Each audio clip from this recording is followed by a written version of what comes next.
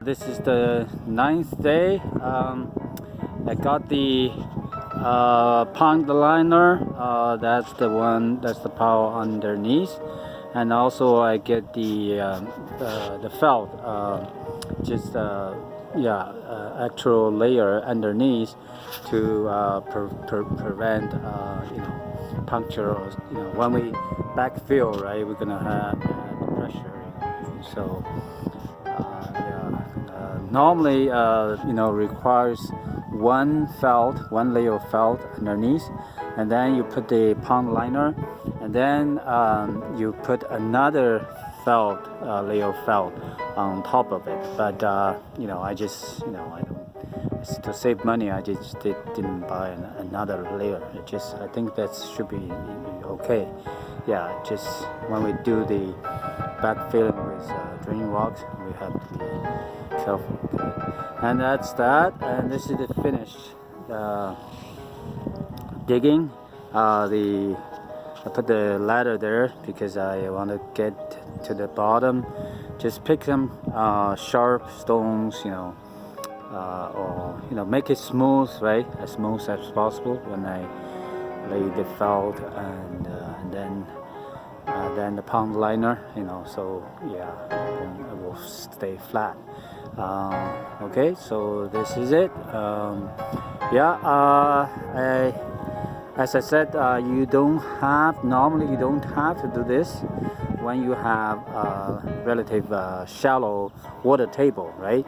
When you have the shallow water table, then you have the geothermal effect already. You can put the tent right on top of the grade, the top of the existing ground. But because the fact that we are on the slope, it's you can see the houses underneath the hill. It's pretty low. I would say even the height drop is maybe 30 feet could be. So because of that, the water table is very low.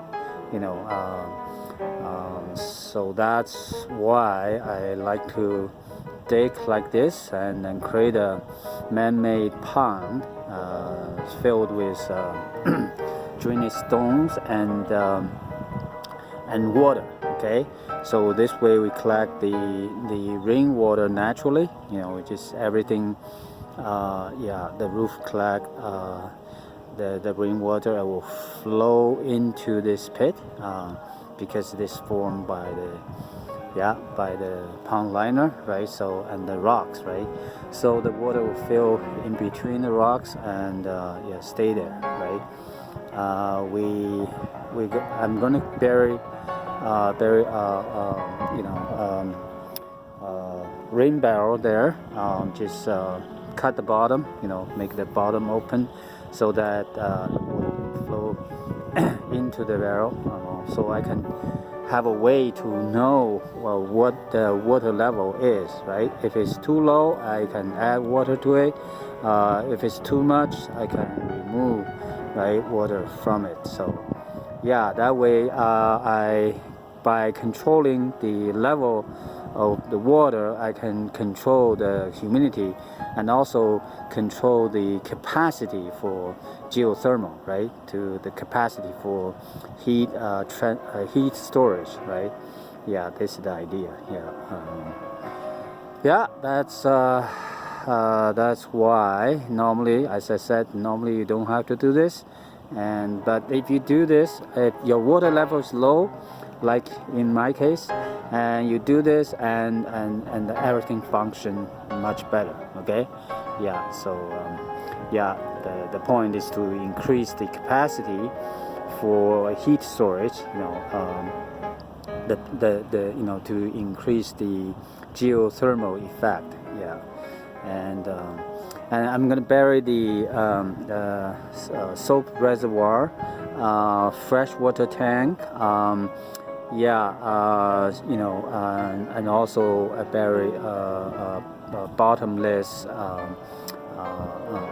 rain barrel there, just to have some. One is the way to know the water level. Then the rest just have some natural heat exchange. Shallow water table, then you don't have to do this. You got moisture underneath, and you got geothermal, underneath, right? As long as you bury the soap reservoir and freshwater tank down and into the ground and close to the water table, then you're okay, right? But the problem in my case is this is the top of the hill, and the water table is extremely low. So so that's why I dig something like this, create a man-made pond filled with water and rocks, right? And then I increase the capacity for geothermal effect and also the capacity for heat storage, right? That's why, that's why I do this, and also this is I do this also when I go to Calgary, right? Expand the business to Calgary. Calgary is very, very cold, right? So in that case, how do you increase the solar thermal and geothermal effect, right? In that case, we're going to use the ground, right? We're going to use the geothermal. Geothermal give us the stable, constant temperature of 10 degree above zero, constant temperature zoning, right? The zone, close to the water table. That's and I so in that case, we need that, right, to stabilize everything, right? So then we have the heat source, which is the sun, and the heat sink. But the heat sink, the temperature is stable, right, because of the geothermal effect. So that's why, that explains. So anyway, when there's other things I will do, but I will get to those things when I actually get to the point, right? So then I'll explain. Good. Okay.